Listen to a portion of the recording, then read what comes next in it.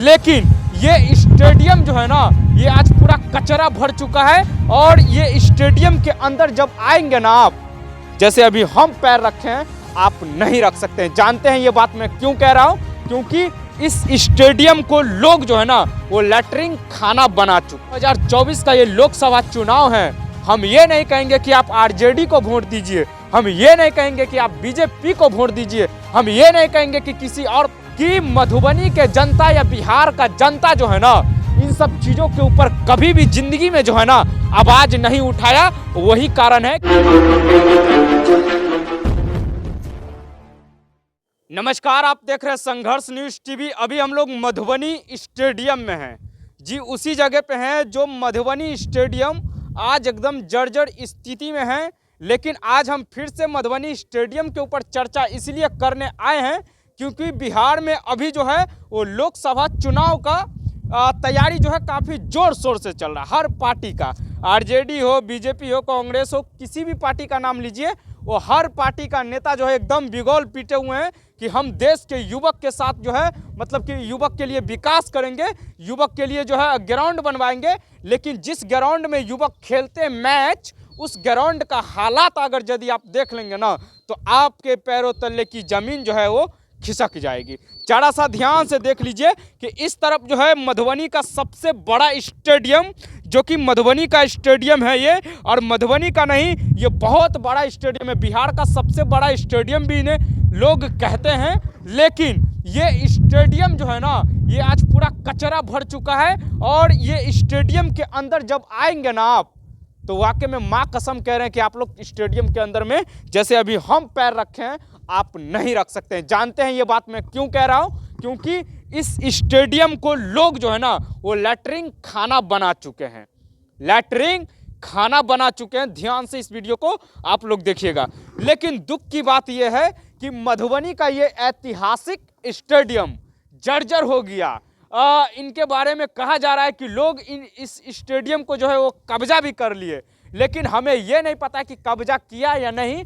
लेकिन दुख का बात यह है कि जो नेता चुनाव जीतने के लिए आते हैं, जो नेता राजनीति में आते हैं, वो कहते हैं दावे के साथ कि हम युवक के लिए मधुबनी में स्टेडियम बनाएंगे, हम युवक के लिए विकास कराएंगे, हम युवक के लिए हर कुछ करेंगे। लेकिन उसी युवक का प्रतिभा जो होता है ना, उसे कैसे कुचल देते हैं वो नेता, वो इस स्टेडियम को देखकर आप लोग अंदाजा जरूर लगा सकते हैं।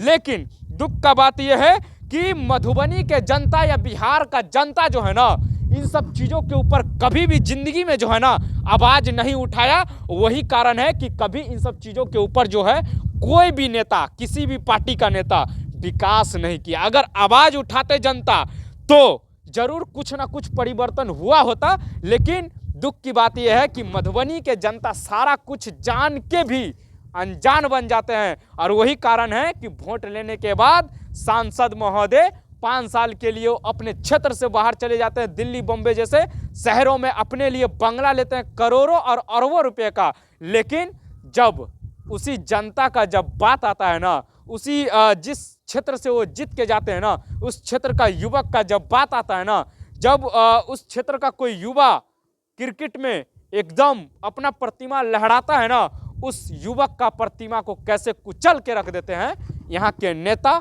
देख लीजिए कितना शानदार तरीके का स्टेडियम को आज जर्जर स्थिति में जो है लाकर रख दिए। हमें ये नहीं पता है कि 2024 का लोकसभा चुनाव का जो कौन सा पार्टी जीतेंगे।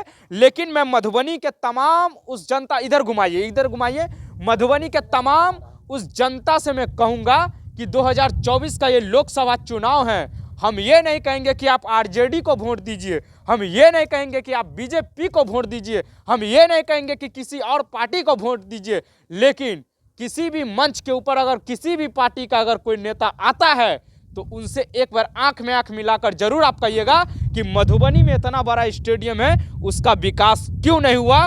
40-50 सालों से पूरा जर्जर स्थिति में है। और मधुबनी में बहुत सारा जो है तालाब था। मधुबनी के अंदर में एक चीज मैं और बताऊंगा कि मधुबनी के अंदर में बहुत सारा तालाब था, बड़ा बड़ा तालाब था, उसमें मछली पालन का काम होता था। लेकिन उस तालाब को भी जो है ना वो कब्जा कर लिए यहाँ के स्थानीय कुछ नेता मिलकर।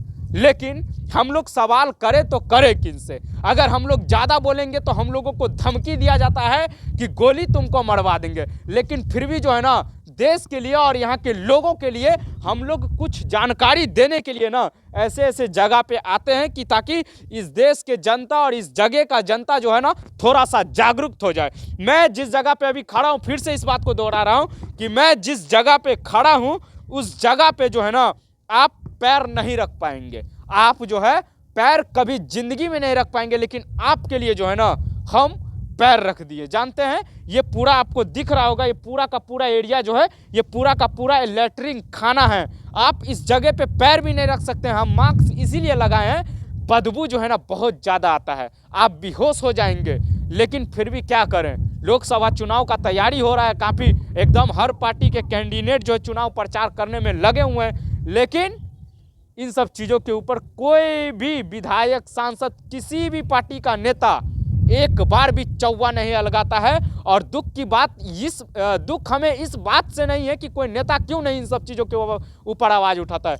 दुख इस बात से है कि मधुबनी का जनता जो है ना, मधुबनी के स्टेडियम के बारे में आज तक किसी भी पार्टी के नेता के सामने में मुंह खोल कर नहीं बोले कि हमारे जिले का स्टेडियम को विकसित किया जाए और विकास किया जाए। और वही कारण है इन सब चीज़ों का फायदा उठाते हैं नेता और उसके बाद जर्जर स्थिति में छोड़ देते हैं। देख लीजिए कितना बड़ा स्टेडियम है। इससे पहले भी मैंने इस जगह का रिपोर्टिंग किया था।